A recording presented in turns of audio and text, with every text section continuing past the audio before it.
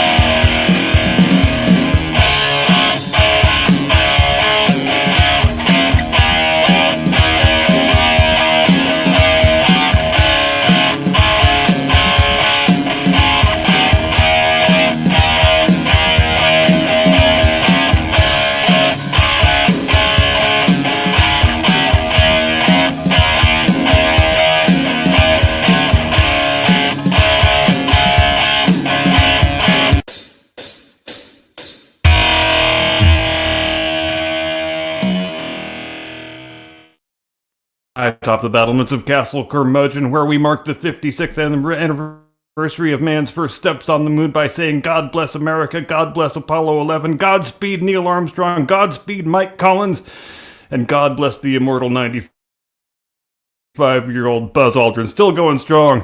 We wish him many more happy returns. Good evening, Mr. and Mrs. America, and all ships at sea. Welcome to the Blast Radio. So glad to have you with us tonight. Here's your Golden Age of Western Civilization news roundup for the week ending 18 July 2025. Dateline New York City, Monday, 14 July. Should we start with the happiest news story of the week? Yeah, I think we probably should. The Late Show with Steve Colbert was canceled by CBS Paramount this week. And when we say canceled, we don't mean they're going to come back with a new host and a fresh coat of paint. Oh no. They have actually canceled the program entirely. The CBS late night show that has aired at 11:30 each weeknight since Dave Letterman came over from NBC in 1993 is going to cease to exist altogether. And what's the best part? Well, the Democrats are mad as hell, and they are demanding a full government investigation. But wait! I hear you say, why the hell would the opposition party feel impelled to investigate the cancellation of a painfully unfunny late-night comedy show whose ratings were in the toilet and which was losing the network $40 million a year? I mean, isn't it the network business which shows they cancel and don't cancel, and why they cancel them or don't cancel them? Doesn't one almost get the feeling that these Democrats doth protest too much? Like they view this program as one of their most reliable propaganda platforms and they don't wish to see it go by the wayside? And look, I can understand why they would feel that way. I mean, after all, whenever there is any Democrat office holder who needs to do a bit of damage control, or pimp their favorite piece of legislation, or sell a new book that nobody in their right mind would ever want to read, the first place they run to is Steve Colbert's couch, where they can always expect a nice loving foot massage and a sympathetic shoulder on which to cry. But it seems as if the leadership at CBS Paramount, even in spite of their deeply held woke liberal proclivities, could no longer justify the show's reported production costs of $1 goddamn $100 million per year against generated revenues of only $60 million. Gosh, it's almost like when you put a show on the air that insults and infuriates 50% of its potential audience, it's much more difficult to turn a profit. Should it cost $100 million a year to produce a Democrat Party propaganda hour that masquerades as a painfully unfunny late-night comedy show? No, it absolutely shouldn't, not unless the host and the writers are all being wildly overpaid for being really terrible at their jobs. Either that or those dancing syringe costumes were more expensive than any of us ever realized. Dateline Camarillo, California, Tuesday, 15 July. A California State University professor was arrested earlier this week for allegedly throwing a tear gas canister in the direction of Immigration and Customs Enforcement agents as part of a protest against a law enforcement raid of a cartel-operated cannabis farm in Central California, at which 10 illegal alien migrant children, also known as child slaves, were found to be a part of the labor force. Because there is nothing that says I'm here to protest in favor of a morally righteous cause like being in favor of child slavery. And look, I ain't no fancy college professor like Jonathan Anthony Caravello is. In fact, I ain't got no fancy book learning to speak of, but I'm still going to offer a helpful tip to our friend the professor. Dude, if you're chucking tear gas canisters at people who are trying to liberate minor children from a condition of involuntary servitude, your cause might not be as morally righteous as you like to imagine. In fact, you might even be on the side of the baddies. Professor Caravello, who teaches mathematics at California State University Channel Islands, which isn't on or near the Channel Islands, but when you're a Californian, one learns to accustom oneself to things that make no damn sense, who was caught on camera by multiple news outlets and citizen journalists in the act of hurling the tear gas canister at the federal agents, responded to his arrest in the rational, reserved manner that one might expect from a professional academician, by claiming to be a kidnapping victim. Yep, that's right. Our man Jonathan, who gets paid a very tidy salary, but probably not so much anymore, to teach young adults how numbers work, apparently thinks felonious act plus arrest equals kidnapping, which is right up there with 1 + 2 = potato as far as reliable mathematical axioms go. This guy says he did absolutely nothing wrong when he chucked that tear gas canister at federal agents who were trying to liberate child slaves, and the racist agents kidnapped him because he is a self-styled immigration activist, which is strange because I thought you were a math professor.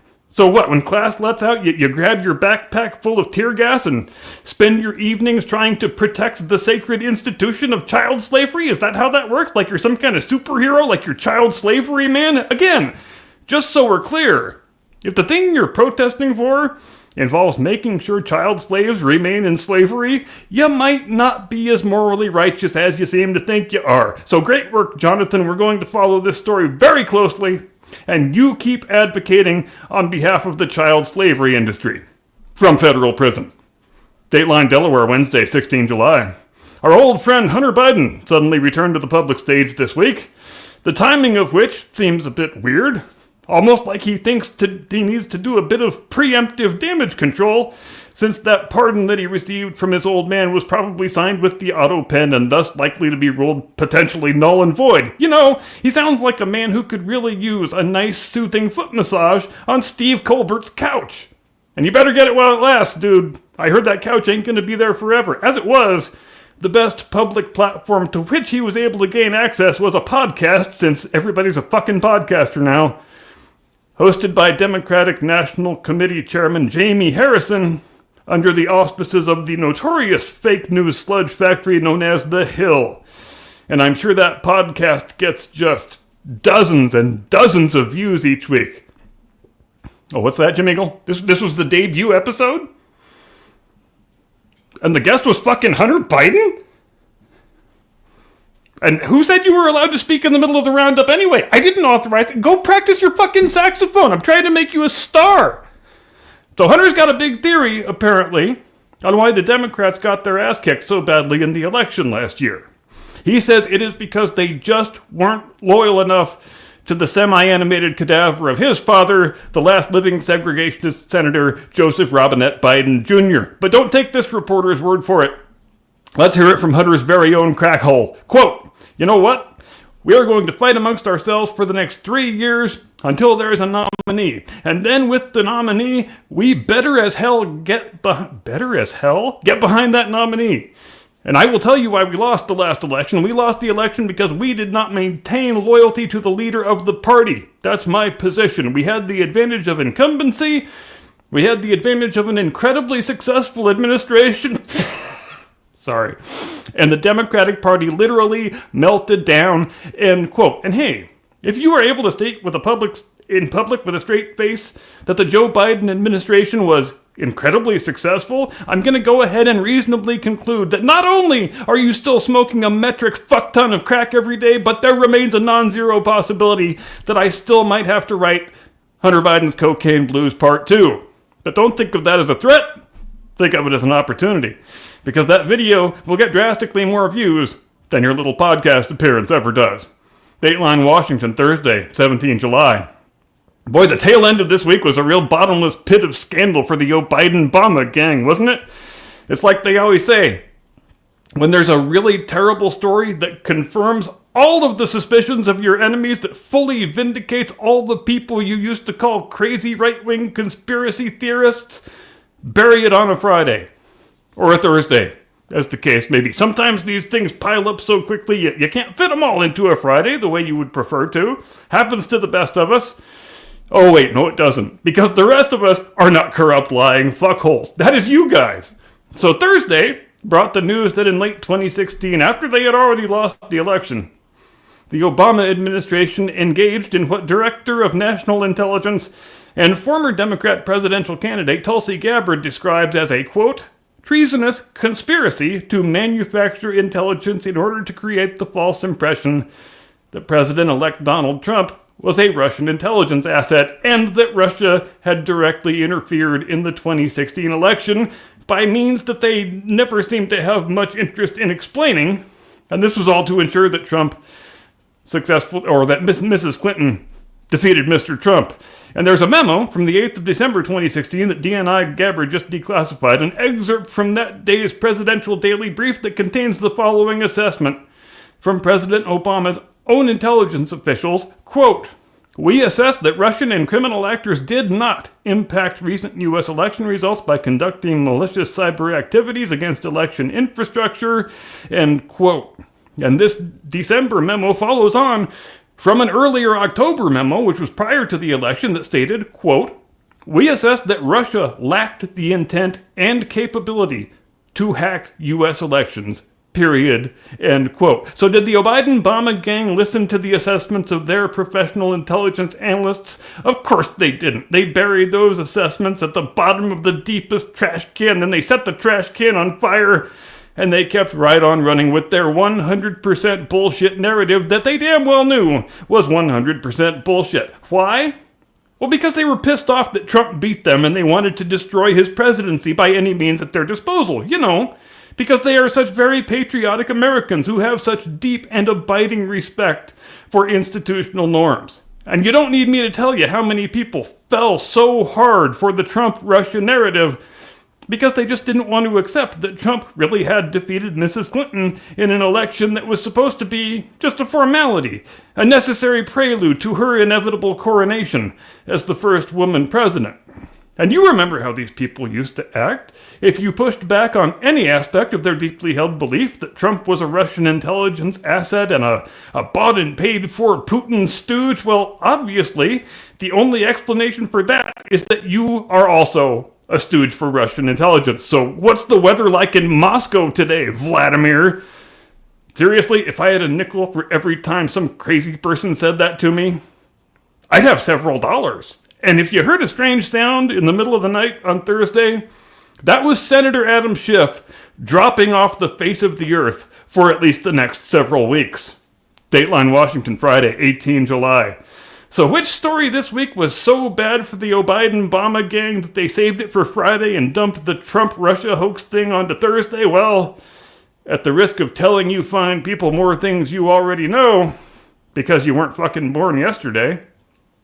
Documents obtained this week by America First Legal through a Freedom of Information request indicate in no uncertain terms that, yup, President Joe Biden and Attorney General Merrick Garland consciously and intentionally abused the limits of federal jurisdiction in order to criminally investigate and to charge concerned parents who spoke up in local school board meetings against the administration's draconian policies on China virus restrictions, child transgenderism, critical race theory, and other such things. To put it a different way, you remember how that dad in Loudoun County, Virginia, got gang tackled by a dozen cops and bundled off to jail and charged as a domestic terrorist for trying to get up and ask what the district was going to do about his daughter getting raped in the girls' restroom by a transgender identifying male student? That was no accident. Those instructions came directly from the White House. That's the way Biden and Garland wanted all dissenters to be dealt with. But wait, I hear you say. What possible jurisdiction does the federal government have over anything that takes place in a local school board meeting? Well, that doesn't matter. What matters is, if you speak out against Joe Biden's policies, you should look forward to being hogtied and thrown into solitary and treated as a domestic terrorist. And you know who was most horrified about the whole thing? The lawyers in the Department of Justice, who were tasked with inventing a legal justification for this shockingly unprecedented use of federal government power to crush and destroy innocent Americans who maybe don't want to sacrifice their daughters on the altar of child transgenderism.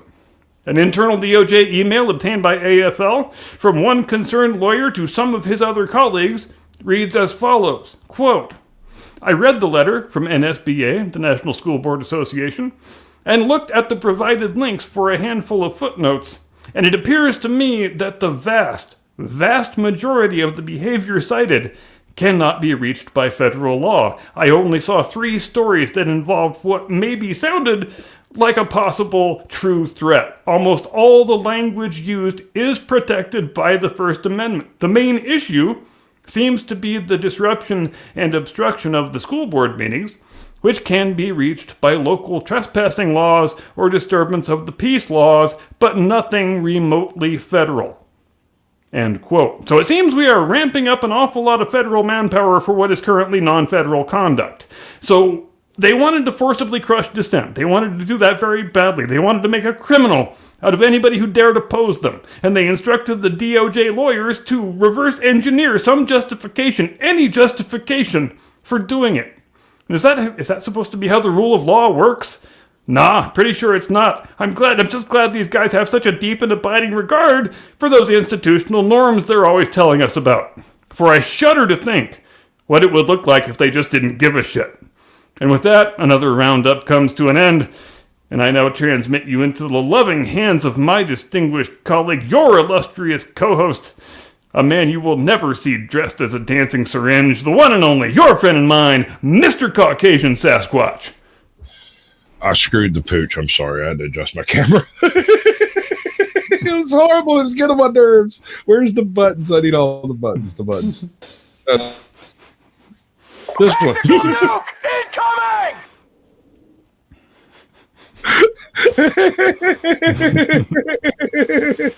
We do the best. That's in the business, folks. Best in the business. This is what we got. Ladies and gentlemen, welcome to the Blast Radius. Tonight, I am going to completely rant on the idea of 16-year-old voters for a little while because screw you guys. That's retarded.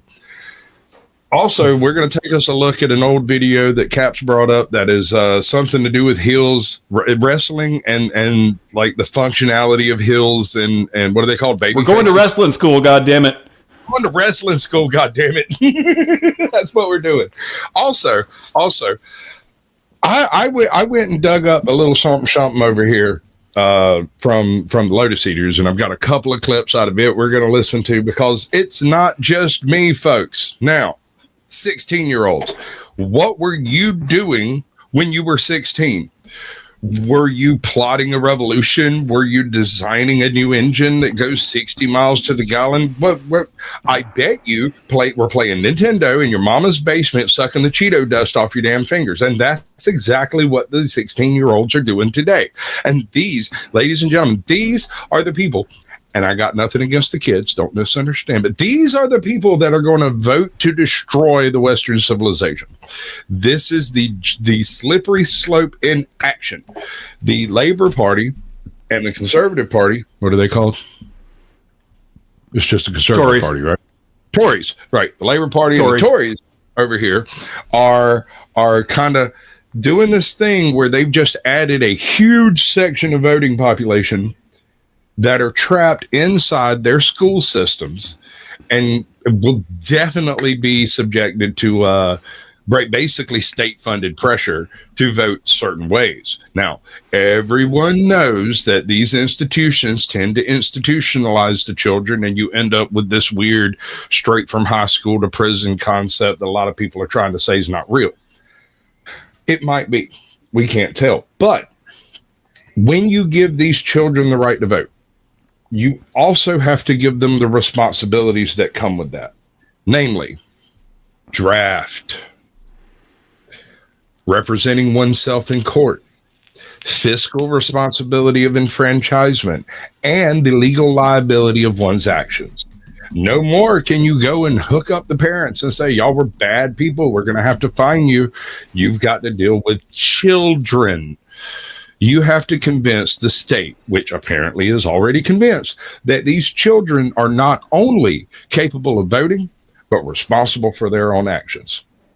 Now, I don't think that's a good, solid freaking argument. I don't see any reason why we should allow a group of people, a section of the population to vote that will not be on the hook for their own actions, will not be subject to the draft, will not be subject to any of the federal restrictions involved in being a person. If you don't have self-responsibility, you don't get the vote. If you are not liable for your own actions, you don't get the vote. If you are not capable of being tapped by the state for their wars that never end, you don't get the vote, bro. That's how that's supposed to work. If I am wrong, feel free to counter me in any way you wish, short of showing up at my house, because I'll show you why I vote. What up, baby? How's it going? And let's not forget that the whole justification that was offered for the 26th Amendment when we passed that was because if 18-year-olds can get drafted to go carry a gun and fight in Vietnam and potentially get killed, then they should be able to vote for the leaders who are sending them there. Which was a compelling argument, and that's probably why the amendment got passed. But now it seems to be flipped on its head a little bit, doesn't it, as you just alluded to? Yes. And here's one more thing. Now, this wouldn't be the case in the U.S., and as we were discussing backstage, every 8 to 10 years or so, another round of allowing 17, 16, 15-year-olds to vote comes up. Nancy Pelosi gives it some lip service, and then it goes back away. And it's only ever the extreme left that proposes it, which I'm sure is just an amazing coincidence. Just coincidence, man. Don't put nothing on that one. But the part that gets me, and this is, I don't know if this is intentional or the powers that be haven't realized it, but the largest section of Muslim population is the 18 to 16 sector in British schools. And in some of those schools, that section of the population actually outnumbers the native students and their parents. Yeah. In fact, I was just reading something the other day that said in some English towns that 75% of the kindergarten students are now Muslim immigration background. Right. If they're talk about a demographic time bomb, there, that's one right there. It's straight up like sticking a bottle in your mouth and pulling the trigger. These people are not going to exist in another 20 years. The Englishman, the classic Englishman, the concept of English humor. Come on, people, let's save Mr. Bean. Everybody, there were only like 16 episodes of Mr. Bean. And yet you'd think he ran 200 episodes with how much you watched it in school. Well, yeah, similarly, there were only, I think, 14 episodes of the British version of The Office, and everybody venerates that show for being so great, but their shows have drastically fewer episodes than our shows do, just in general. Sure, and they also say a lot more with a lot less when it's done. But on the other hand, sometimes you'll have things like, say, the last few seasons of Doctor Who, where they really just hump the pig, man. They just go in whole hog on this, and there's no saving it. I mean, I don't know what to do with Doctor Who at this point, although they do have the perfect tool by which to fix it, reincarnation. It will allow I don't think there is any fixing it at this point. I think you've ruined the brand. I think when you hollow out these brands and use them as, skin suits for your woke agenda, you can't just unstuff that skin suit one day and go back to the brand having the same credibility with the public that it did before. That's not the way any of this works. When you've ruined a brand, you don't get to unruin it. And I think the BBC realized that when they cut their losses and sold the Doctor Who franchise to Amazon, and now Amazon seems to have started having second thoughts about that, and there are rumors that they're looking for a buyer for the damn thing now too. So it's turned into sort of a cultural hot potato now, because nobody wants the damn thing, because how do you rehabilitate it? I don't think you can. I'm not specifically disagreeing with you, but of all the franchises that need to be unfucked, Doctor Who is one that could use a good unfucking, right? Yes. If it can be done, the mechanism by which to do it exists within the canon of the show, namely reincarnation, the ability to bring in, you theoretically, you could bring in like some hardcore right-wing redneck freaking, there's no rule that says Doctor Who has to be an Englishman. Sure. I think it's certainly not impossible that if you took the right approach, you could return it back to being a good show. I just don't know how many of the former fans you would be able to get back, is the only thing I wonder about. Bro, Whovians are huge, bro. They are diehard fans. They watch the new episodes in hopes. They sit around with their little Who number 4 doll and their freaking scarf and their freaking wig sitting on, and just pray that their little police box plushie thing, yeah. Right, and their fake sonic screwdriver, and they shake it at the TV and just lament and gnash of teeth. I know. People are so hopeful about certain things. I guess I just don't understand that mentality. Well, I've told you, I'm pretty hardcore hopeful on Star Wars, and when given the choice of excommunicating Star Wars or I should say divesting Star Wars or Marvel, I think Disney should dump Marvel. I think so too. Disney should dump Marvel and keep Star Wars, and then actually make Star Wars shows like Andor instead of trying to do the weird agenda crap that they've been doing for the past 15 years. Do you have any inclination on how the Fantastic Four picture is going to do? Oh, I'm not optimistic. Nor am I. And I think if that thing bombs the way that things have been trending, the way the last few MCU pictures have bombed, they are going to be all kinds of fucked with that new Avengers picture that's coming out, late next year? That they've got, a couple $100 million of actors' salaries tied up in. It's going to be the kind of picture that absolutely has to clear $1 billion in order to make a single scrap of profit. And I don't know that that's going to happen. Sure. And I don't know how much, like we were just talking about, I don't know how much public trust the Avengers brand and the Marvel brand more broadly have remaining in them in the public consciousness. Let's be honest now. Hold on, back up. Trying to compare DC products or even like the Avengers for that matter. The Avengers has never really had a successful showing. All of their movies have generally been kind of blah, a second fiddle to whatever Marvel did last week. They've never actually been, that I'm aware of, been released like as the front runner of something on a particular season. Typically, they're being competitive against some other huge box office blast that's fixing to come out, and the Avengers always lose. And the reason they always lose is as simple as some of these special effects are, and as easily as they could be pulled off. The writers do not know how to write for these characters. They look at the comic books and try to imitate the comic books, and that has never actually worked, right? You can even look at Loki.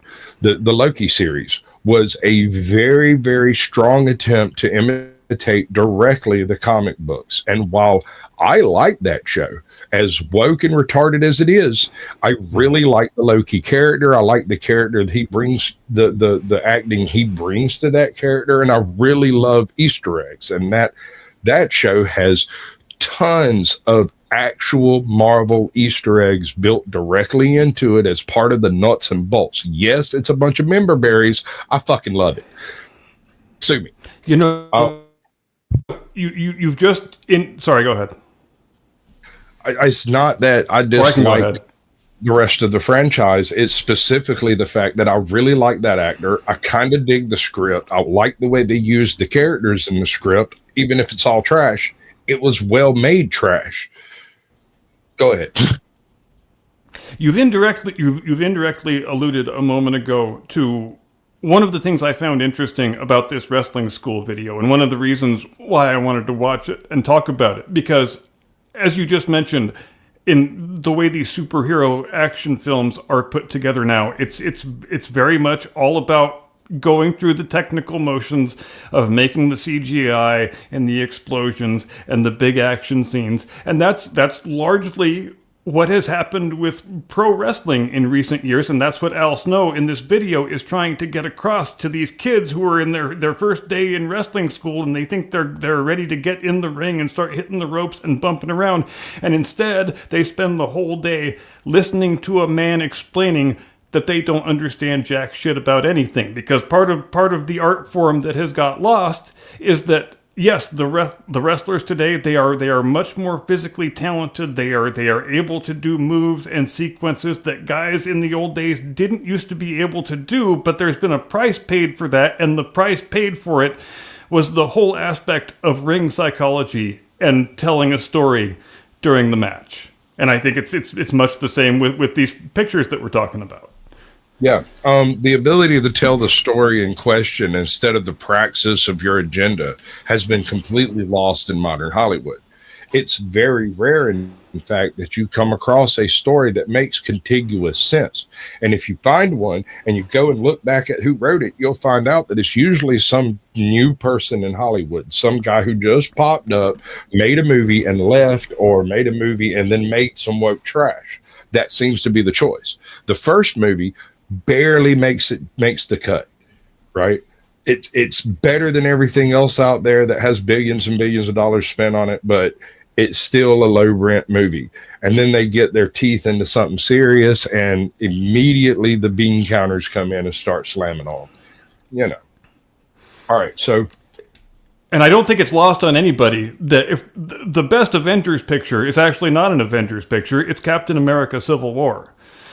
That was the Avengers picture that really gave that franchise critical mass in terms of respect from polite society. The movies were always going to make money, but that was the point in 2016 where it caused, the denizens of the cinematic establishment to say, okay, maybe these movies can actually be good. And the thing about that movie is, it contains the fewest CGI sequences and big explosions out of all those movies, and it's vastly superior to the rest of them. And that's not an accident, I don't think. No, there's a lot of practical effects in that film. There was a bunch of wire work, and while there was a ton of green screen work that was done, most of the green screen work were actually done by the people doing the scenes, and so where it was used, it worked well. I don't know. I think that the second and third Captain America pictures did more to legitimize the Avengers franchise than any of the Avengers movies. Oh, sure. Sure. Yes. Absolutely. Captain America, as with the comic books, Captain America created the Avengers. Iron Man swung in, as with the comic books, rolled in and took all the fanfare and thunder. But I mean, he also sacrificed. Okay, let's imagine a world where it's not Tony Stark inside that suit. Let's imagine a world where it's Riri Williams. No, Sorry. sir. Dear God, no. Fuck. Oh man, no! It's Captain America. Captain America gets the suit. We get the armored Patriot, right? We get the actual armored Patriot. You just took away everything that makes Captain America Captain America. Captain America is not freaking immortal. He can survive a shit ton of damage, right? He is not killable. But he can roll an ankle just as easily as the next guy can. You know, he's not that super duper powered. He can't get drunk. But he can't get drunk. He can't get drunk. And that's not going to help that ankle feel any better. It sure ain't. Also, he has no idea how strong he is. Like when it comes down to it, he's as strong as he needs to be. Right. So in the comics, the way this is portrayed is like when there's this one scene, he's in Central Park and he's trying to smash some ogre looking dude. It wasn't the Hulk, it was somebody else. And he reaches over and like this ogre looking dude grabs a tree, snaps it off and throws it at him. Cap rolls to a stop, grabs a rock, and then proceeds to do that full superhero squat to get it. You know, he picks it up, turns, throws it at the guy, and the guy catches it, throws it back. Cap rolls out of the way and then grabs a car twice the size of that rock, like a fucking SUV, and just tosses that fucker, absent-mindedly. He just catches a hold to the frame and is like, ugh. Yeah, and Joe Johnston, I thought, did a great job of portraying the thing that you're talking about in the first Captain America picture. The sequence where he's just received the super soldier serum, and then Dr. Erskine gets killed, and he takes off in pursuit of the assassin, and he's got no idea what his capabilities are. He runs so fast, he smashes into that shop window, and then he winds up being a clumsy ass son of a bitch for a few minutes, until he learns to live in this new body with this new set of skills. And I thought Johnston did a good job with showing that. That scene, that's one of my top 5 scenes in that whole movie, bro. When he hits that curve and goes into it like a little dude, and his feet just slip off the freaking road, and he slams into that top window. I was like, physics. Marvel just did physics. Physics works, and it's a great execution of the concept you were talking about a couple of moments ago, which is taking panels from comic books and making them come to life on the big screen. There was a lot of that in that movie, and I thought it was done just splendidly for the most part. Exactly, and it can be done in some cases. It can be cut straight from the cloth of the comic, and no major issues will ensue. The thing is, movies generally require more dialogue, more interaction, more, right? And so some things that are in like the panels, like the way no matter what panel you're in, if it's Iron Man, if there's a fight going on, there's always an explosion in the background behind Iron Man. Sure. If there's a fight happening from the very first panel that the fight kicks off until the enemy is dead, Iron Man is depicted. There's an explosion or a flying missile or a freaking nuke coming down or the sun going nova or something in the background, because it gives you the implication of danger. That's not as needed in movies to depict the danger. You can use situational cues and music and stuff like that, and that's one. And oftentimes it's more effective than the big damn explosion is. Right. That's one of the places I think Marvel went off the road with this, is trying to recreate that type of action sequence in the in the movies, because that's just too much. It's too busy. It's too bothered. If that much stuff blows up, I mean, you get full force what I'm talking about. And what's the one where the aliens come in? Which one is that? In New York and Infinity War? Yes, Infinity War. You get this directly injected into your eye sockets from Infinity War. They come in. there's an unending amount of damage that takes place in New York, and then the next movie it's only mentioned as a caption. Like it's just like they cleaned up. Yeah, and we see it for those 5 or 6 seconds, and it's never mentioned again, and the ramifications are never discussed, and it's just background noise, basically. Yeah, it's just setting material after that. But we have Hannibal TV. In this, we're going to learn about punches and why modern wrestling is less than wrestling once was. And do you want me to do a brief setup on this before we start watching it?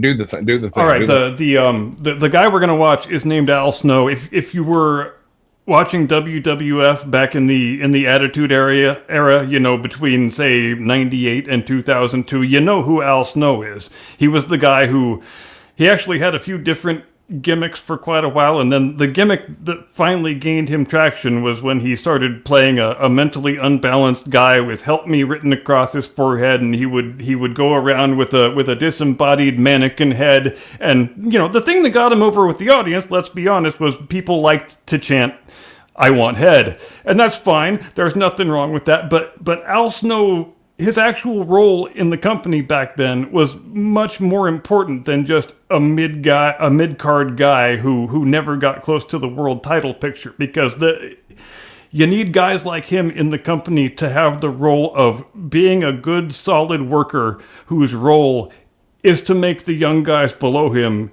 into good, solid workers themselves, to show them the business, to show them the ropes, quite literally and figuratively, and to show them the way they need to conduct themselves in order to have a future in the industry. I don't know, this video is about 8 years old, I think. I don't know who he was working for when he made this, but it's obviously a pretty bare bones operation, because they've got a wrestling ring set up in the middle of a hockey rink. So it's not any kind of a WWE style operation. And the guys who have shown up for their first day of wrestling school, they probably had to come up with $1,000, $1,500. And like I said before, they probably all thought that on the first day of wrestling school, they were going to be right in the ring, hitting the ropes, bumping around, but instead, they stand around the ring all day while Al Snow reduces them and tries to make them understand, just like you do in your first day of boot camp, that no matter how well you think you know this business, as a fan,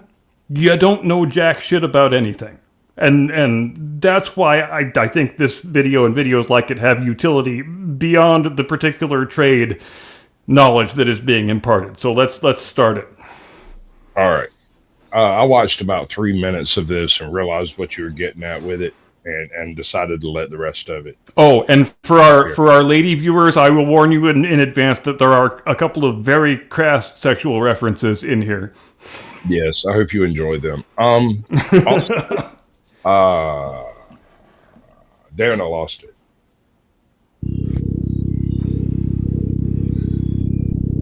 I got it at 1.25. That's fine. Yeah. So we can do anything we want in this ring. Anything. Even ridiculous shit like Joey Ryan's grab his nuts and him fucking flip guys. Works. Why did we make this illegal? What's that? Why did we make it illegal? Why did we make this? He's talking about the punch. Because it's the fakest the thing. Closed fist. Fakest thing we do. In all the years you've watched wrestling, you ever seen anybody get marked with this? Ever see anybody bleed? Ever see anybody get knocked out? See guys get up in the ropes, count 10 times? Every time you throw a punch, you're doing what? Exposing the business. You can throw a forearm. Why are you guys not throwing forearms? Why are you not throwing forearms like this? Why are you not throwing knees, throwing kicks? Instead, you got to throw a punch. When you punch another man in the face, what's it become? But what's it become? When I punch another man in the face, what's it become? It becomes fight. Any one of you think that you can fight for 10 minutes in this ring? And not just fight for 10 minutes, but on that point, if you've never done a couple of rounds of boxing and had to stand there and just be pummeled by some guy who's better than you, that is one of the most exhausting things you can do.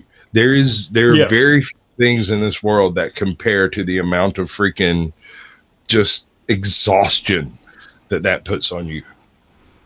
Right, and that even puts you at a handicap if you try to transition to pro wrestling from legitimate combat sports, like a guy like, say, Ken Shamrock or Dan Severn back in the day, because you have to change your entire mentality, because instead of the purpose being to hit the guy for real and actually inflict damage on him, the point now becomes you have to throw a punch that is just as legitimate looking but doesn't cause him any pain or injure him in the slightest. And that's a hell of a big departure. Or you. And that is equally as important, because when you start trying to fake punches, you are much more likely to jam, break, or dislocate fingers. And half of this job is making the other guy look good. Right. Exactly. And it's a show. It's more show than it is combat. That grow and have it come to an apex and get these people to pop where it's harder and bigger and stronger than what it was at the start, then why the fuck are you running across the ring at the ring of the bell and fucking punching somebody in the goddamn head? This was made illegal because it's fake. This was made illegal so that heels could do it behind a ref's back to make the audience want to see the babyface finally unload and give it back to the heel. It's done sparingly in limited moments so that you can maximize it and use it. This is done as a weapon to allow the heel to shut down a babyface or to cut him off. This is used as a weapon for the babyface to get justice. It is not used as just simply run across and do a move. You whore it out, you're burying the authority of the ref. If you bury the authority of the ref, heels can't get heat. If heels can't get heat, what do we not do? We don't sell. Why am I booking you? Do you understand? Ronnie Garvin, hands of stone, baby. Oh, Rugged Ronnie. Mm. Yep. You got to be of a certain age to remember that reference. I don't know. People who love wrestling, they've come across the hands of stone, Bo. I promise. They'll remember. Welcome in, girl. making it a knockout punch. How did he deliver the knockout punch? He would literally jump up in the air off his feet and throw the punch. So his punch was completely different than everyone else's. Stan Stasiak and other guys have had a heart punch. It's just a punch, but they would do the setup where they'd take and pull a guy in a top wrist lock. They'd drop, they'd tape up their hand. There are ways that you can do things if this is your gimmick to where you can protect the gimmick yourself. To where you can allow to where, everybody else punches, but your punch can be made different. He talks slow. And you guess what you never do? Yeah. You never throw that punch. Yeah, it sounds just about right at 1 1/4 speed. That's how you protect it. There are 8 things, only 8 things, that you have ever experienced physically before you got in this ring. There are only 8 things that every one of these people know what they feel like and have experienced without ever getting in this ring. And you all bury those 8 things in every match, thus making the one thing they know is real fake. Now making all the stuff they think is fake completely fake. Would you like to know what those are? Number 1, a headlock. Tell me honestly, you were kids, how many of you put a headlock on somebody else? How many of you had a headlock put on you by somebody else? How many of you know what a real headlock feels like when it's put on you? You all do you not? All right. So do I swear. So what a real headlock put on you feels like is neck trauma. That is what it feels like. If it is done properly, the individual will crack 3 times, then they'll tap out immediately. There's no wrestling around, no throwing nobody. Which is the whole point of applying it in the first place. Right, exactly. Kind of like the cross-faced chicken wing. There ain't no escape. All of them. So now when you lock up and you grab a headlock, Bob Backlund, and you don't sell, meaning if you have the headlock on, sell it like you actually have it on, and you're using it to beat him. If you are in the headlock, sell it like it's on you, and it is possibly going to beat you. You don't take the time to do that. Now your high spot that you're about to do out of that headlock means what? Nothing. I promise you. They'll make noise. Remember, just like fucking, you're slipping 3 yards of dick to her. She's screaming like a banshee. All you're really doing is you're leaning on her tit and about to rip it off. But you think you're just getting everything and all. There's the first one. You're just getting noise. Number 2, punch in the face. Not everybody's been punched in the face, but people have had doors hit them in the face. They banged their face. They have been taught mentally that they don't want to be hit in the face. And what do we all run around the ring to the point that in WWE, they were dumb enough to allow the talent to dictate the rules, and they have now made it legal to punch each other in the face because it varies the referee. That is the dumbest fucking thing I've ever heard. It's ridiculous. All right, let's take that apart, then. Okay, so the punch was made illegal specifically to give the heels the advantage, right? They get an advantage. He was hit on the baby face, and he comes back. Yeah, right. And people who are our age or older can remember when we were kids and watched wrestling, they would make a big deal out of the closed fist because you're not allowed to use a closed fist. Like he said, that's a thing that a heel does when the ref has got his back turned, and then you're waiting for the babyface to get an opportunity to cheat back at him, and because that's how we balance the moral scales in this form of storytelling, and that's all he's telling them about on this first day is just ring psychology and how you tell a story. He's not getting anywhere near the technical details of how you execute moves, because that is the easy part, executing the moves. Anybody can execute the moves, but you have to be able to execute the moves in the act of telling a compelling story that is going to maintain the interest and the attention of the audience and the TV viewers. Otherwise, why are we booking you? exactly. And another aspect here is without the punch being a heel's weapon, and also the babyface almost never actually does a closed fist punch. Right. He'll come back with like off the top ring rope elbow or leg drop or something like that. It's something totally legitimate. Or he'll throw some forearms or something like that. Yeah. Go crossbody block, the stuff. But when they do unload that illegal move, it typically presages a turn from babyface to heel. This happens a few shows before the next thing you know, he's a bad guy, right? Yep. This matters. This is all part of the storytelling. This is why it used to be a layered and nuanced type of program, whereas today it's weird. It's just weird. I can't get into it. And it's the kind of stuff that you never have to think about as a TV viewer, because the guys in the ring are professionals and they have thought about it for you, so that you shouldn't have to think about it. You just see a compelling narrative and story being told on your screen.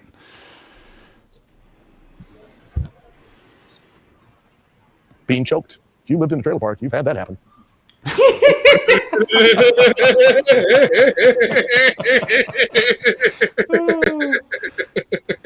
Al Snow for the win, ladies and gentlemen. You take your laugh around the bases, bro. You got that one. that day. Yeah. You get choked. Are you able to function? All you sit and do is cough and hack and bend over, don't you? Eyes water, you're gagging. Why is it that I can bend you over this rope, put just your throat on it, and stand on your back, and then as soon as I get off of you, you're up on your feet and I can shoot you across the ring to the ropes? Huh? Why? Now that's fake. So that's fake. Your move that you're about to do off the ropes is fake. Do you understand? Pulling hair. It's illegal for me to grab you by the hair. Why? Because it gives me an unfair advantage. If you've got me in a headlock, I can just grab you by the fucking hair and pull your head like this. If I want to keep you down on the mat, I can just pull your hair. It's wrong. Not to mention, if a man grabs another man's hair in a fight, what happens? If I were to grab your hair when we're fighting, would you get hot? Then why don't you in here? I'm curious. Why do you not in here? Because you don't even react. Not one of you react. I'll grab your hair in here, and you'll take a bump and move right on to the next thing. You have now not reacted the way everybody would think they would react. If this were real, and I were to grab your hair to grab an unfair advantage, like the douche knot on the top of your head, and grab it, would you not get pissed? The douche knot on the top of your head. Oh God! Oh, you're gonna ask me about man with the man bun. That's and it was just seamless too, man. Just boom, douche knot. Boy, that's savage. Why not? Because you're too busy thinking to the next thing. You're not living in the moment. You're not reacting. You're so worried about your formula and the planned out spots. Exactly. Okay. Selling. So, did it strike you as odd that I agreed to go over this? No, not really. Okay. There's a reason. What this man is saying, I watched 3.5 minutes of this before we got started, and everything this man says actually applies to politics. Exactly. It applies applies directly to American politics in a way that just made my spine tingle. It was like, it's like getting behind the scenes at a carny, and you find out it's a job and not fun, right? And he's saying things that apply to the learning of any trade in the entire world. Absolutely. You learn to do the trade. Like he was saying, every single one of these guys have jumped off the bedpost onto their little brothers. Have exactly, or the swimming pool, or what have you. Yeah. They've been hit in the back of the head with a plastic chair. Like, all of these guys have scars from the old wrestling days, from before they learned how to do it right. And now, I'm sure they have all been training lots of hours every day. They might know how to do a whole bunch of moves already, but this whole exercise is about bringing them back down to the knowledge and making them accept the knowledge that they don't actually know jack shit about anything. Because that is always the first step if you're going to learn a trade and become any kind of a journeyman in any field, is getting to the point A of, I don't know jack shit about any of this. Right. You've already put in the 5,000 hours necessary to learn the technical expertise of how to accomplish the job that you're here to do, but you don't understand the theory behind it. That's that other 5,000 hours. Yes. And that's what he's giving you here is this. You're not in a fight. This isn't a fight. We're not having a fight. This is all fake. Every bit of it's fake. You might get hit in the face. You might cut yourself. You might bust some knuckles, but it's fake. You're not supposed to get mad. However, if you're going to stand in the ring and pretend like you're having a fight, you better pretend to be mad too. That's part of it. And you better convincingly sell the fictional damage that you're taking from the other guy, or else none of it means anything. You're just each taking turns doing your moves, and it's more of a dance than a piece of performance art. And I would say that it is more of a dance, a piece of performance art, but without the actual acting involved in it, it loses 90% of its oomph. Yes, then it's just a technical, clinical exercise in acrobatics, basically. I want all of you to get in the ring, just line up, and I will punch each one of you in the solar plexus, and then we'll run a high spot. See if it'll happen. Why not? What's that? You don't in here. I can drive my knee, my shoulder, and you'll just run across the next turnbuckle, do it up and over, and then roll off and do a moonsault. How many of you have been punched in the solar plexus or hit yourself in the solar plexus, got the wind knocked out of you? Anybody? All of you. All of them. 6. Poke in the eyes. Roddy Piper, baby. Open your eyes, across it, and then try to navigate through this big open area and see if you don't bang into shit. That's got to be my favorite move in history is Roddy Piper jumping under the bottom ring rope, going under the ring, coming out on the other side, and poking Hulk Hogan in the eye with his thumb, going back under the ring and coming back up and poking Macho Man in the eye, and then getting back in the ring like he never left. It's fucking gorgeous. As far as I'm concerned, Piper was the greatest heel of my lifetime. Oh, he was the heel you wanted to love, though. I mean, like, he was a heel just because he was a prick, not because he was evil. Oh, when I was 10 years old, I fully believed he was really evil, and he really wanted to brutalize Hulk Hogan. I was completely invested because he was that good at his job. Exactly. And that's what we're missing today. Today we have big name stars who can't do the job. Yep. Think you can do it? But you expect me to believe that I can take my thumb, stuff it to the back of your skull. You then will I can shoot you over there. You can grab that 1-inch rope and then run back and duck my clothesline. What? Who the fuck are you? Huh? How's that possible? So they've all gotten shit in their eyes. What do they all do? Can't move, can't do shit. You guys can run and jump and play and like it never happened. So you just made another thing that they know what it feels like and have experienced fake. So now that backdrop's what? But is that backdrop really fake? That's the rib. It's the realest thing we do. How you doing? Not bad. There's the douche knot. There's the douche knot. Being bit. How many of you gotten bit in a fight? Hate that shit. Dude. Last thing. Kicking the balls. How many times have you racked your nuts in your life? How many times you got a ball into the balls? How many times? Why does our bike have the bar when we have shit hanging out there? Makes no sense. How bad is that? Ball. But I need to do anything else other than just you. That is the most inartful description of female genitalia I have ever heard in my entire life. A lady's got it all jammed up inside her. I gotta hear it again, bro. Why does our bike have the bar when we have shit hanging out there? Makes no sense. How bad She's got it jammed up inside her. We got our shit hanging out there. balls? Do I need to do anything else other than just pin you? Let me tell you something. You hit me in the balls, I'm not getting up for about 3.5, 4 hours. So it takes 3 seconds. I don't know what you're going to do for the next 3.5 hours, 3 hours and 55, 57, 59 minutes. Don't know what you're going to do, but I'm going to be laying there that whole fucking time. So you can pin me about, I don't know how many thousands of times in 4 hours because I ain't fucking moving. Why do I need to kick you in the balls and then DDT you? Why do I need to kick you in the balls and hit my finish? Why do I need to kick you in the balls and do anything other than just cover you? Huh? I'm not talking like a front ass bump or, you step through the ropes, guy kicks the rope. I'm talking about blatant low blow or a kick in the balls. Why do we have to do anything else other than that? Because everybody, even women have taken the old haymaker and the baby maker. They've gotten the old cunt punch. Haymaker and the baby maker. Clam slam. I told you there were a few crude references in here. That's what I was talking about. And the end of this video actually gets into some. Yeah, let's just let it play out. I can't do it justice. They'll drop like a rock too. I have literally I've never done it. I've never touched a woman. At bars, I've seen women take punch right from a man, right in the head. I saw this one girl one night, guy, boom, punch her. She walked in a circle crying, came back, hit her again. She walked in a circle, came back, hit her again. Boom, she walked in a circle. He kicked her. She went straight down. Saw one girl sitting in the bar. She came in, grabbed her husband by the back of the hair and slammed his head repeatedly into the bar. Drug him by the hair off the bar stool, out of the bar. Of course, I ran out to watch this. Yelling at him on the sidewalk. He staggered up. Boom, kicked her. As you would. As you would. Get in the car. They get in the car. She's in the driver's seat. He's there. He's looking out the window at me and several other people. She grabs him by the back of the hair and goes, bam, bam, bam. And he just down in the seat. She drove off. Hilarious. Just an old story. So. Okay. All right. So why was that important? Why was that a necessary breakdown watch? Go ahead. In your opinion, go ahead now.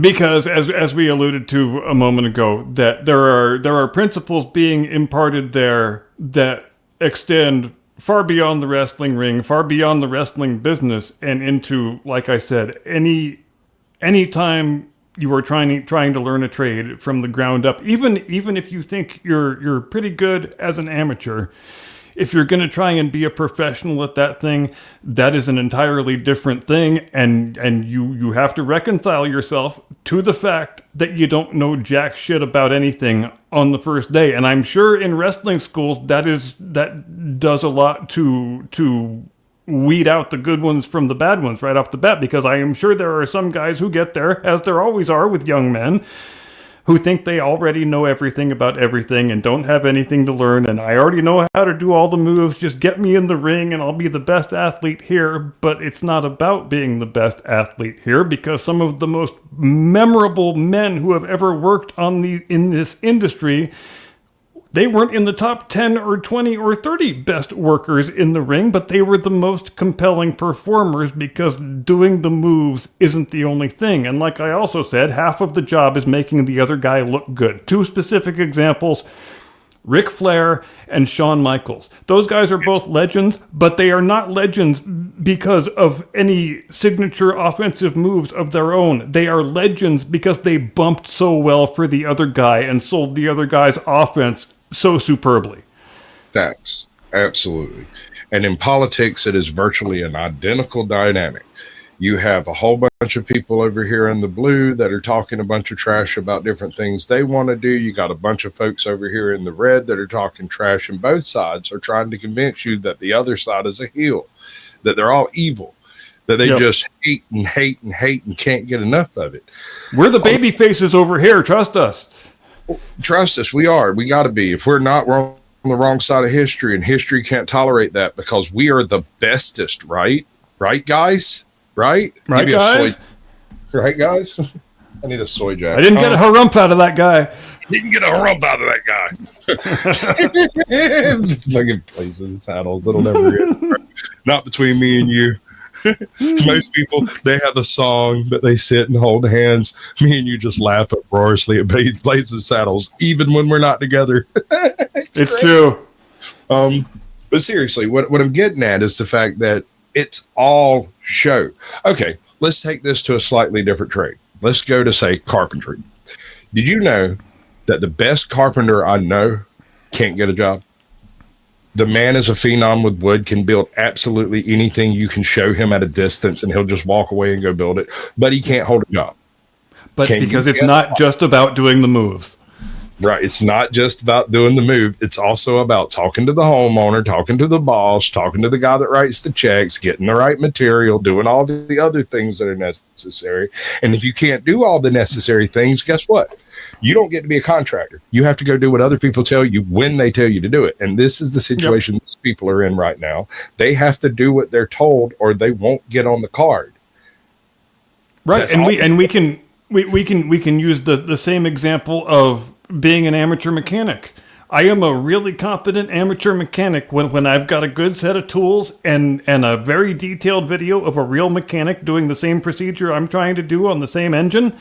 Then I can get that job done pretty flawlessly 9 times out of 10. Does that make me an actual mechanic? Hell no, not even anywhere close, because I wouldn't attempt to do that procedure if I couldn't follow along to a real mechanic doing it. Absolutely not. And I've spent my entire life wrenching on cars and made a conscious decision that I hate busting my knuckles so freaking much in the winter that I refuse to do it as part of my job. I literally decided while I was in a freaking car's guts up to my freaking elbows that I'd rather be a carpenter. Oh, yeah. Yeah, I think we've all had some version of that moment. And then I did it. That might be the difference between all of us and me, is that I meant that shit. Like, I left that place, and yes, I still work on cars. I work on my own cars. I am a phenom with brakes. I have an unbelievable understanding of braking and all of that stuff, and can replace, rebuild, anything that has to do with brake lines, braking or stopping in any way. Yeah, I had my Toyota Sienna for 21 years, the car I just sold off the other week. And I've done the oil and brakes on that car so many times, I can do them both in under 25 minutes. Do I think that makes me an actual mechanic? Hell no, I don't. No, you know why? Because if somebody brought in a Jeep right behind it, and then an Audi, and then they brought in a VW Beetle, and then one of those crappy ass damn PT Cruisers, you'd be about done. You quit because that is the exact difference between a skilled amateur and a real journeyman. Right. So here we are having a discussion about a guy who was talking about fake fighting. Fake fighting was the topic of that. And it analogizes so well to virtually every other trade you can apply it to. It's almost like you're listening to a condensed version of The Art of War or The Art of the Deal. Exactly. And that's why I thought it would be a worthwhile thing to deep dive on, even for the people who don't give 2 squirts of piss about wrestling. Art at Party, you take that back. that is, if there's any vehicle in the history of America that deserves to be hated on, it's that piece of retroactive crap right there. Like, there's so many little things. Like, yes, could have been a great car, excellent idea. I think it sold very well in its first years, but then all of the mechanical problems uncovered, right? Yeah, the thing looked perfectly cool. I was a fan of the retro look, but that's just about it. How I wanted one, but then like we had a few of them come through the shop, and it was always a warped head, overheated. Apparently, the brakes were too small on the first gen, something like that. The transmission overheated all the time because it didn't have a big enough radiator put with it. There wasn't enough water flow through all of this stuff. And what it comes down to is basically they developed a lemon that they rolled out to the public and went, we'll fix it in post. Right. And they did. Exactly. Just focus on the cool retro looks and we'll fix everything in post. Right. It's not a great vehicle. The last generation of PT Cruisers had most of the problems worked out of them, but they still warp heads like every 140,000 miles. I can't remember when they stopped making those. What year was it? I'd have to check. I'm glad. It seems like they came out around 20 years ago. I'm just spitballing that. Yeah. I guess I've got the internet in front of me and I could look it up. I tell you, and this is something I get a little bit of hate on. One of the best SUVs ever built in the history of man was a Mitsubishi. I believe it was called a Montero Sport. I remember those. All of the whistles, Bluetooth. It's like 98, 99, somewhere around in there. Has everything you could want in an SUV with a big beefy V6 on a light truck type frame. Gorgeous. Does everything you could possibly want it. 4-wheel drive, automatic. Does everything. Will run forever on that Mitsubishi engine. Right. God, I didn't know all the PT Cruisers were built in Mexico. No wonder they were pieces of shit. So they come along in 2000, and the new SUVs are all both bigger in body and form, and also because of that they're heavier and have less features. All of those features that came standard on a 2000 to 98 or 98 to 2000 Montero Sport, if I remember right, were suddenly chipped up into different levels, and it ruined the whole concept of the SUV. That created a market artificially for something called the luxury SUV.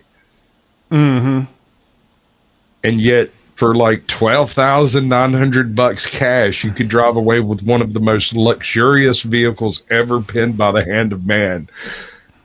And you know what that reminds me of? It reminds me of the news I saw yesterday that said Tesla Cybertruck sales were down 51% in the second quarter. And it just makes me think of the fact that I've only seen maybe 2 or 3 Cybertrucks ever, and each time I saw one, it was in a very ultra-wealthy, affluent neighborhood being driven by a guy who looked like a soy boy software engineer who unironically wears loafers with no socks. I've never seen one anywhere near a job site. I've never seen one being used for any of the things that we traditionally associate with pickup truck usage.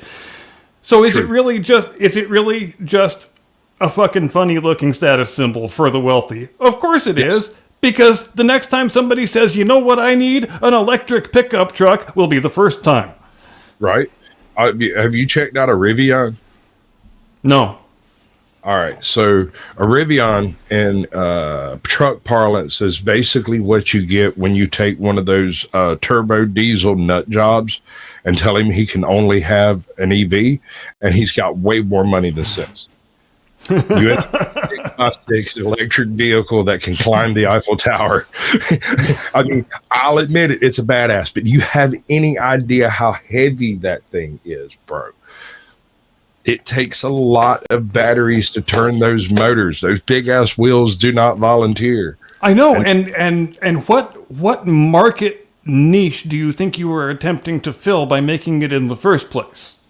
Because there isn't any obvious one that I see. The same thing as the Cybertruck, super wealthy, attention, status grabbers. That's what this is. Like, we've got 2 Rivians here in town. One is like it looks just like every other truck out there, but obviously not. You know, it's a status. Yeah. The other one is one of those 6x6 jobs that you'd expect to find out in the African freaking desert with a big old diesel under the hood, except it's not. And this is one of the reasons I brought it up. We have a road over here that is like ancient and decrepit. It's not. We have 18 wheelers that go down this road, but that fucking Rivian will go down that road and leave grooves. They are heavy, bro, and it's not because either the 18 wheelers spread out over a bunch of wheels. This Rivian's got 6, and they're not nearly as wide as you'd think they are. He's got narrow wheels put on it so that it, I guess, saves power or whatever. I don't know. It looks kind of funny. And now that's all fixing to get worse, because you know the movie Logan is starting to come to life, right? They just started rolling driverless big rig trucks in 2 counties in Texas, I believe, as a pilot project. So the movie Logan was set in 2029, I think. So 4 years from right now, and they probably had that prediction not too far off. Yeah, sounds pretty good. But in Texas, I can kind of see that, right? Have you ever been to Texas? I'm sure you have, right? Just the airport. How about Arizona, New Mexico, any of those places? Okay, one thing about the roads out there, they're flat and they're straight. I think we just ruined everything. Did we just ruin everything? Yeah, I have an echo coming off of you. Yeah, I just lost my earbud. Okay. We'll give that a second. Okay. I'll shut up for a minute. I'm just going to mute you and go on.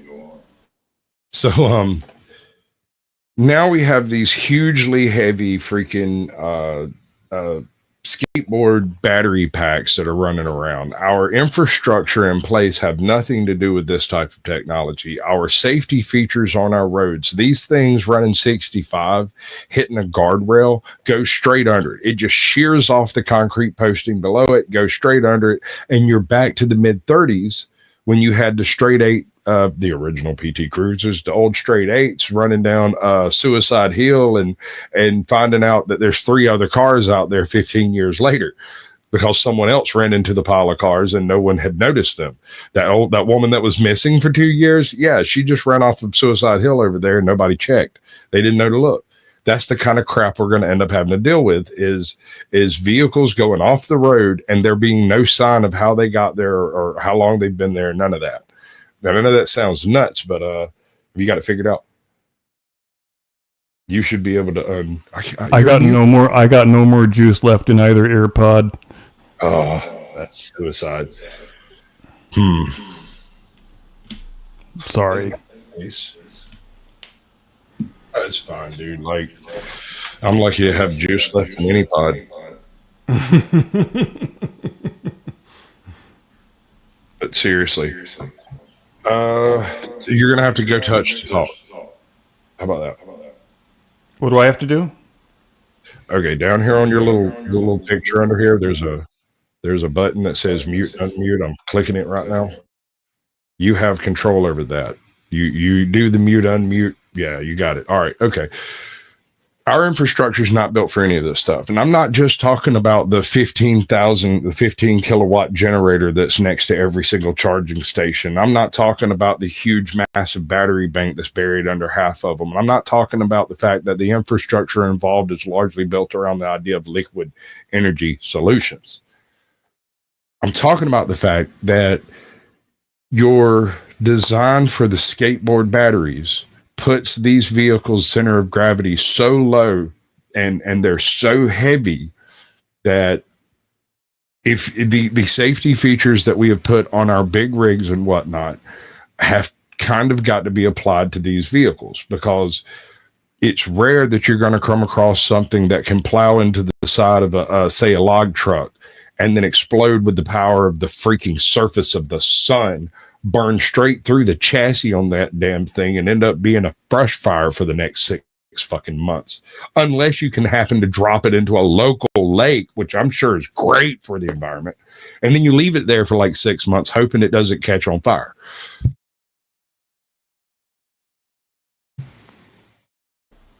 Yes, I agree. It breaks up your thought process bad, don't it? Pressing a button. My own damn fault. I'll just have to get used to it for the next 12 minutes. Yeah, I think we can handle it, bro. Between me and you, we can do this. We have the power. Okay, add to this. We had a conversation a couple of weeks ago about the cruciforms of death, bird killers, the fucking windmills, bird chomping, bat slicing, eco crucifixes. Thank you. I couldn't remember it. We got the same problem with EVs, the same problem. Even with 100%, which is not a thing that can be done, by the way, 100% recycling on every battery that makes it to the end of its life, you've still got all of the batteries that crap out, that were badly built, any type of error, and they get refurbished. And then you look all over Facebook Marketplace. Let me explain. You look on Facebook Marketplace, you can find 123 early Prius model batteries. You can go get them for a couple of $100, sometimes $1,000 if they're a good one, supposedly. And these things are absolutely phenomenal for unloading massive amounts of power or delivering or just storing massive amounts of power. And you can charge them slowly over time. So they are phenomenal for things like power outages, camping, freaking outdoorsing, anything. They are Excellent. Can't get them. Can't use them for that. The reason you can't use them for that without some serious reconditioning of the connections is because they run 15,000 watts, bro. Like they're pushing so many freaking volts. They're like 24, 48, 36, like so many volts coming out the other end that you end up losing an awful lot of it through just heat of the step down transformers to get it to a useful 12 volt level for most of your RV applications, right? And my whole foot is asleep. And one other thing that the Greenie X never mentioned when they are promoting all this stuff, which you just alluded to a moment ago, as far as all the rare earth minerals and what have you that go into the making of those batteries, they never include in the equation all of the fossil fuels that get expended in the mining of those rare earth minerals. And you have to put that in the equation, or else your equation is horse shit. It's garbage in, garbage out. Absolutely. Another fact, like you could take some of these EVs, any of them that are utilizing the cobalt connectors and whatnot, the way they do, all of that is slave labor. I don't know of a single fully legitimate cobalt mine on Earth, not one. So if there's cobalt in it, you're dealing with basically the rare earth equivalent of blood diamonds. Yes, the green climate change crowd, they do have a very, very large blind spot regarding involuntary human servitude, I have noticed. Weird, that tidbit, right? Like, that's amazing that you have the party of caring and tolerance, and yet they seem very willing to just enforce slave labor on just about anybody that's not one of them. Weird. It is. It's a strange thing, as Rachel Zegler would say. Weird. Exactly. So I think it's clear at this point, and if you disagree with me, feel free to tell me in the comments in the chat, and I'll feel free not to bother reading them. Without the advancement of nuclear technology in the U.S., the building of newer, better plants that have not been touched in the past, 35 years, I think. Without this, our future is dim indeed. One of the reasons we have so many national parks and so much publicly owned land is because when they were setting all that stuff up, they just knew that nuclear was going to be the future of the universe. Like, we'll be in space in the next 18 months or so with this stuff. And who killed it? What happened? Oh, it's not that you can't test nuclear power. You just can't travel with it over the highway system. You have to figure out some other way to get it. Oh, you can't put it on train cars either. That's no good. But who lobbied for that? Where did that money come from to stop one of the most valuable advancements in human history, to just stop it in its tracks and let other countries do this? There is only one form of highly efficient power generation that produces no emissions whatsoever, and that is nuclear. And yet, the people who say they care about environmental emissions hate it for some reason, and they want us to generate all our power through, the fucking windmills and rainbow unicorn farts, and that's just not ever going to work, because you can't power a modern society on unicorn farts. I know you want that to be the case, but it just isn't. You're going to need to burn some stuff once in a while, if you're going to refuse to use nuclear. And that's a hell of a corner into which to paint yourself, rhetorically and philosophically, because, I mean, do you want clean power or don't you? Involuntarily. They voluntarily shot themselves, not just in one, but both legs, because I don't know, and I've heard a handful of these people try to go off about the dangers of nuclear. And yes, there are dangers. And if you look at the most, if not all, of the nuclear accidents we've had in history, they are almost in every case a case of human failure. The technology. Yes, the Chernobyl disaster was not a failure of nuclear power. It was a failure of communism. Right. Also, we have a viable, useful, plentiful source of virtually unlimited power and then additional power based off the step down elements developed through the use of these nuclear plants. We just can't take the overburden, the spent rods from one location to another in order to have a reason to build these plants. And so you end up with people who were never trained in keeping nuclear material in places that was never intended to hold it. And this is the case we have in America today, is that we suck. We suck on nuclear power. We are incapable of utilizing it because we're basically dumb. And I've broached the subject before a couple times when this has come up, that if I had Elon Musk in front of me, I would say, dude, get your ass to work building a space elevator, because if we had a reliable space elevator, we could take those spent fuel rods and just launch them into fucking space. Bob is your uncle. Problem solved. You don't have to store them anywhere. They aren't a future danger to anybody. Launch them into the fucking sun when you get them up the space elevator. It shouldn't be all that difficult. We should be able to do it with materials and technologies we have at our disposal today. There's nothing you've said in that sentence that I disagree with, except for launching them into space. These materials.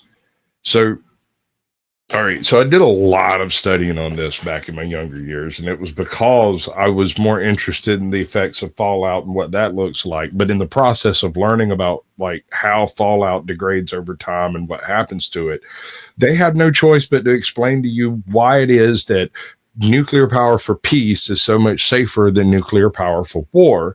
And it's because the physicists who write the material are really upset about the idea of blowing up that material, because it means they can't use it for more physics stuff. Once it goes boom, it's gone. There's no recovering that stuff. So it's not like you can go recycle a bomb, whereas in nuclear power, every single one of these step down reactors makes power through the evaporation of water, and we'll get to that in a second.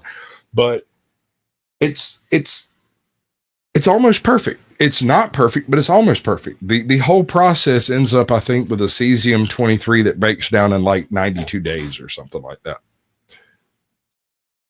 And that shouldn't be anything too dreadfully difficult to deal with.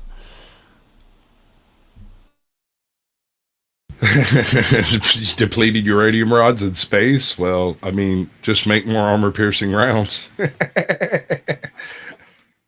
Ow. That's one potential reapplication. You're not wrong. So, or use them for the warhead on a kinetic energy weapon. Just spitballing here. I mean, the rods of God are a thing. I don't know that anyone's ever truly verified that it exists, but a tungsten encased depleted uranium rod dropping from orbit, would it deliver approximately the same yield as a 22 megaton nuclear weapon to a city center? I think you could make your enemies really live in fear of such a weapon.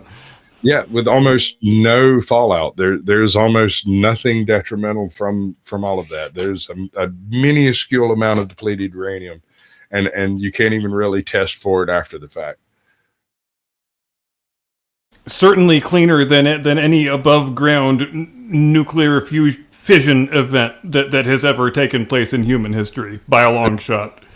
Nothing like that. Although I would be curious to see what would happen if you dropped one on Yosemite, just as a thought experiment, not reality. I don't want to do it, but I'm curious. That would be kind of fun to see what happened. If you could just workshop it in the laboratory or something. I mean, I've never even seen a simulation of anything like that. Like almost all the simulations I've seen were like surface level detonations and stuff. Nobody wants to think about it. Yeah, me too. All right, it's about that time, bro. I think it's close enough. Does that mean I should do the thing? I guess I will do the thing. Ladies and gentlemen, thank you ever so much for joining us here on the Blast Radius tonight. We sure did enjoy this 90 minutes we spent with you watching the first day of wrestling school. I thought that was a very probative and interesting discussion, all in all. We hope you have a delightful tomorrow and an edifying next day and a fantastic rest of your week. I'm going to do some stuff this week. Be sure and watch it. In fact, watch the stuff I did last week. It's pretty good too. Squatch is going to do some stuff. Watch his stuff too. We will reconvene back here next Sunday, 8 Eastern, 5 Pacific. Until then, you all have a delightful, edifying evening. See you next time. Do not comply. Get off my lawn.